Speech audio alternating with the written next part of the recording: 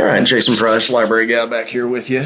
All right, you don't know this, but I'm going to tell you anyway. This is the third time, and it has not wanted to record the screen. So let's hope that you can see what I'm doing this time. I guess we'll all find out together when I'm finished. But on the left-hand side of the screen, for this article, this is where you're going to read everything. Here in the middle, it's got the bibliographic information. It's got the abstract, and then on the right-hand side, it's got all the different tools that you can use. So you can save it to Google Drive. You can click on site, as I showed you last time, permalinks. You can listen, have it translated, those kind of things. But we do have some other databases that are inside the EbscoHost and inside of TechShare other than just Academic Search Complete. Now, Academic Search Complete's the most comprehensive, the broadest, which is why I suggest it to most students. That's where you probably want to start. But up here above the search boxes, if you can't find something in the database, or you're in a more specific class, you're not sure where you need to go, you can click on Choose Databases, and you can see all the different databases, assuming the Wi-Fi is going to cooperate with me. It may have timed us out, I don't know, but anyways, once you click on that, and we'll try again. So, but let me take you back to, and we don't have to look up revisionist patricide. We can pretty much look up anything, but inside of the TechShare, the Academic Search Complete, we can search whatever it is that we want to look for. So up here above the Choose Databases, once you select it, now here you go, you can see. So it's got all the different databases, and it's got a little text bubble to the right, so you can look and see what's actually inside these databases. So I'm telling you the broadest, but if you're in ag, hey, maybe you want to check out Agricola. If you're in business, hey, here's Business Source Complete. We've got Eric, that's for education. I know a lot of y'all do psychology assignments, so you can search psychology and behavioral sciences. So you can pick and choose how you want to do this, or you can just hit select all. And if you just hit select all, you'll just search every single one of these databases at once, and you can type in whatever it is that you want to look for. So once you've done that, you just type in what you want. Now, remember, George Washington returned us almost 7,000 results. And so with the full text and the scholarly, and like I say, for sure, full text, scholarly, that's up to your instructor, but most of them are going to want that. I think we had just a little under 7,000.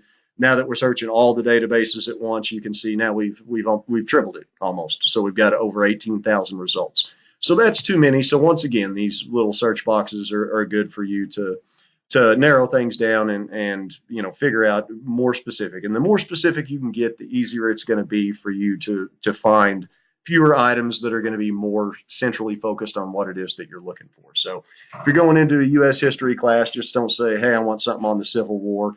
That's probably not going to work for you. Now, we have a lot of these databases, and my contact information is everywhere. It's inside your student portal, faculty. It's inside your faculty portal. I've got, if you're off campus, those passwords are always going to be inside there. If you have questions, you can always shoot me an email. And as a matter of fact, this database allows you to do that. So in the upper right-hand corner, and Ask a Librarian, without you having to open up your email and do all that kind of stuff, you can just click on that and type in your name, your email address. I prefer your FPC email address, but I'm going to assume that nobody's hacking into the FPC databases just to ask the FPC librarian a question. But in your question, it's very important that you tell me whose class that you're in, when your assignments due, how long your paper has to be, how many sources you need, do they have to be peer-reviewed or not, do you have any restrictions on the publication date or how long the articles need to be.